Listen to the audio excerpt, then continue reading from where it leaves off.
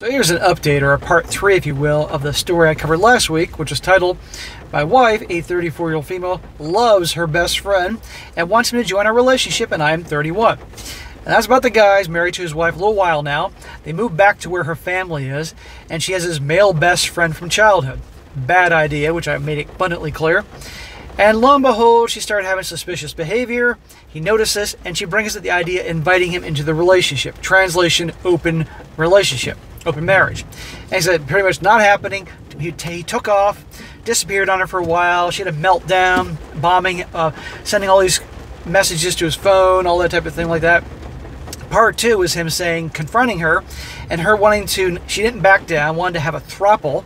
And he said, not happening. And he said, we're done. Took off on the way to Florida. And here we are at part 3, where he is updating what's going on with her, and she just won't back down. And it's not ending very well for her. He says here, good evening all. After having a few days to myself and phone off, I've since talked to her, and she's very apologetic and wants it to be just us. Imagine that. After he walks away and she believes that it's all over with, now she's willing to come to his terms. What I tell you about the power of walking away. She does not want to add him anymore. I told her that I don't want this anymore. Having an emotional affair with him for over 6 months. She told me it never went further, and she said that she would even go take a lie detector test. These girls can master the lie detector test, come on, because they'll convince themselves they're telling the truth, and therefore the results will be that she's not lying. I told her it wasn't acceptable. I hung up on her as she began to cry and beg and say that I can have a hall pass. Every time the last resort is the crying and the guy can have the hall pass. You clearly don't love me if you're willing to let me go hook up with other women to get me back. That's not love, okay? And guess what? I entered into the holy bond of matrimony, marriage with you, because I wanted to be with you and only you. Not anymore, we're done. That was on the 21st. Since then, she's contacted my parents and spun her truth of the story. Not exactly a very good way to get you back by then lying to your parents. The way my parents explained it to me is that I was ignoring her and didn't show her love to her anymore. Of course, you're the bad guy here. That she talked to me about multiple times, and I never changed to make the situation better. The backstory on that, yes, about a year ago she told me I wasn't showing enough love. I dropped down from 60 hours a week to 40. We started doing the 1 day a night week. I'm going to stop there. 60 hours to 40 means that's a big drop in the income. And how long do you think it was before she started complaining that he wasn't bringing enough money into the marriage, right? We do a date, 1 night a week, 1 week in a month getaway, and 1 to 2 times a week vacation a year. I brought home her favorite flowers multiple times. I even took cooking classes to make her favorite dish once a week. Even breakfast in bed on the weekends. Smack! Dude, I get being there for your wife and doing things, but you're already taken to a whole new level, treating her like she's a fucking queen. And I guarantee you, it was turning her off. So you not being there enough was upsetting her and turning her off. Then you being there and overdoing it, clearly, and which she claimed that she wanted, was turning her off. There was no making her happy here.